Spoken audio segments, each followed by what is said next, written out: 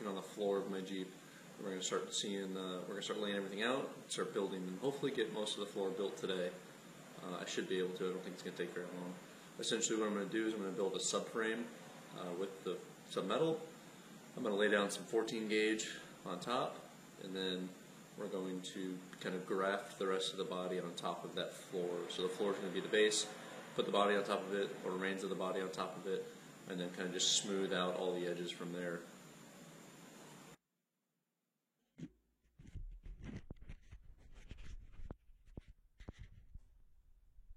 So if you look there, I've got the front cowl sitting on top of the Jeep.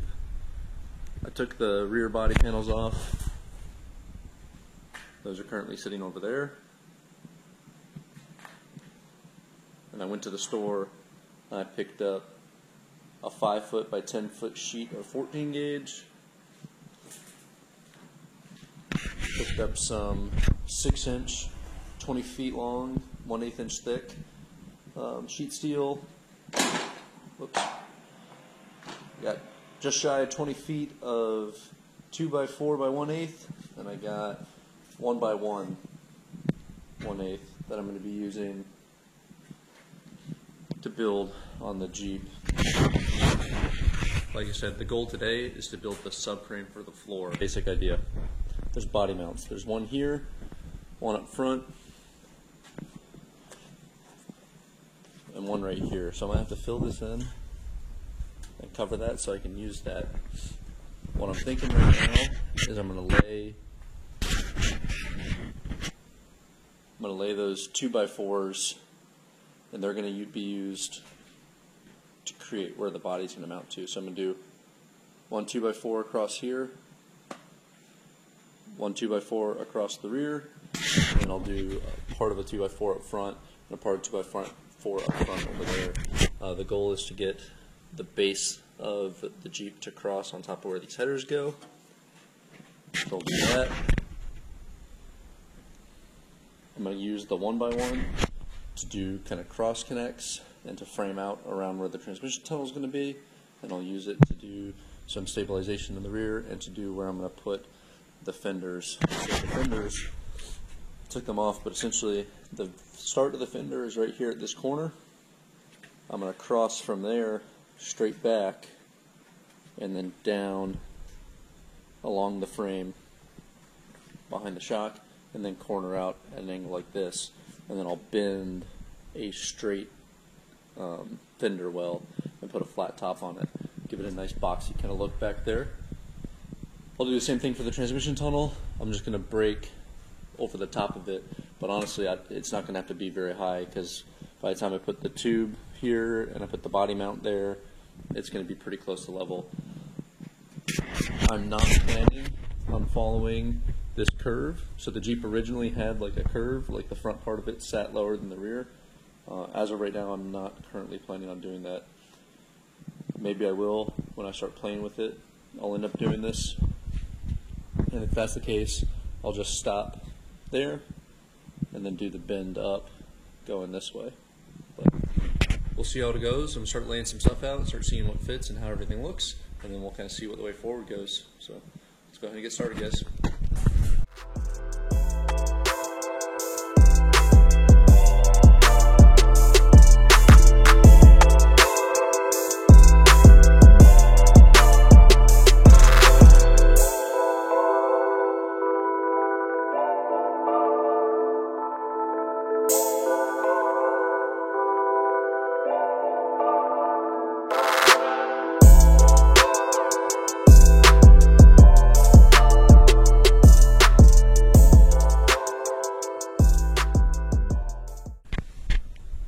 So I just got done cutting these rectangle tubes to length. So you got one on the very back, one right there in front of the shock hoops, one in the middle, and then 2 small chunks up front. So the goal here, if you look in here, these pieces will go to this body mount, both of those. This rear, or this piece here, will go to this body mount and to that body mount, and between these 3 pieces, this will make up the passenger area of the Jeep, where the two front seats are going to be, and this is going to be all at one plane of existence there. This piece will go to that body mount on one on the other side, and then the rear piece will go to these rear body mounts on both sides. In between the back of the passenger compartment and the storage, what I'll call the storage compartment, the rear, there'll be a slight slant. So I wasn't originally going to do it, but I decided I want to have a slant in it because when I laid it all out, all at the same plane, the front was way too tall, and it was way taller than what I wanted it to be for jumping into every day, or for really for anything. So it was just too tall. So I wanted to get that extra like 6 inches and lower it back down to this point. I'll just do a slight angle there, and then the back will be all flat. So it'll be flat, flat, angled for that. Just kind of how that's going to look. I'll do some 1x1 along these edges to connect all of these together, and that will be what I use to build the subframe of this Jeep. And then I'll layer on top the 5x10 in a couple different chunks probably.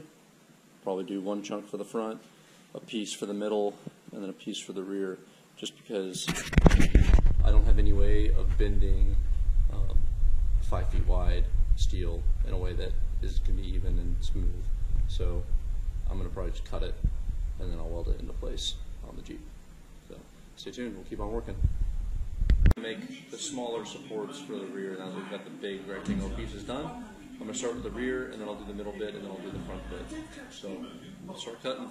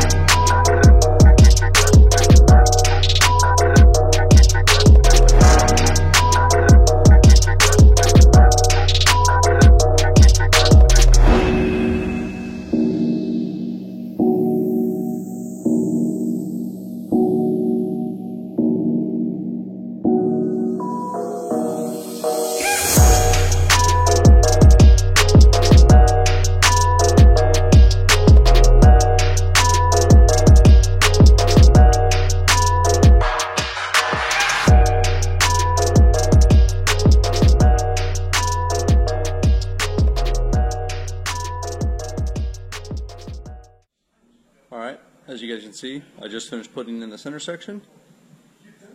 I had to move the body of the Jeep up,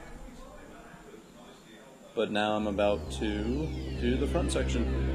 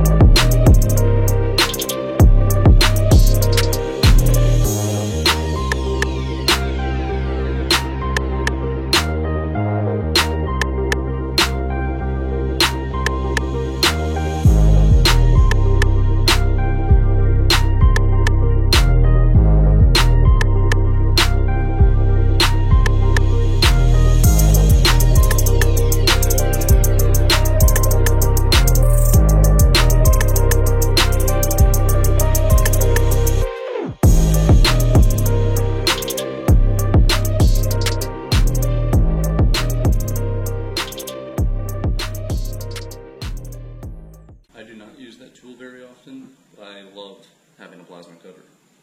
I don't use it because it's kind of hard to set up. Well, not hard to set up, it just takes some time to set up. I got to turn on the air compressor and all the other stuff. So I usually choose to use the angle grinders and other tools. But man, when you need a plasma cutter, you need a plasma cutter. That's the really cheap one you can get on Amazon. They're about $200. For what I do, for the do-it-yourself kind of like home guy, it works great. It's the Zenny Cut 50. I think Matt has the exact same one down at Fort Benning as well. So if that's something you guys are looking into, definitely would recommend. So I just finished up doing, I cut those little holes in the side of the rectangle tubing. The idea is I want to be able to slide a box and wrench inside and then hold on to the nut that I'm using for the body mounts. That'll let me do that. I plan on, I'll grind this out and smooth it out prior to putting this on for real.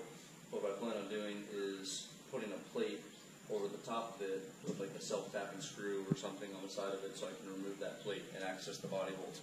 Going for a really clean look here overall.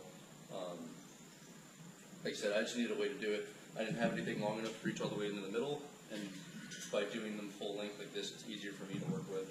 So that's why I did that. You can see here I've got like a skin and a frame to everything. So obviously driver, passenger, the transmission tunnel. I did end up doing the little slope in the back, and then the back half back there. So my basic idea from here is the transmission tunnel is actually going to be very straight lines. I'm going to do a piece right here, kind of angled down to meet it, a piece across the front, or across the top, and a piece on the other side to match, and then I'll do the same thing back here. Ideally, on all of these pieces, I'm going to do a little bend. I'll lay it down and bend it around what I already have here to make it nice and flush looking, kind of cover up all these welds. Not because my welds are bad, but just because I'm going to cover them all up. Flux core is innately kind of dirty, so I'll do that. But for now, this is going to finish up this video. I hope you guys liked it. Hope you all see what I'm doing. Got a lot more to come, so make sure you like, share, subscribe. Take care, guys.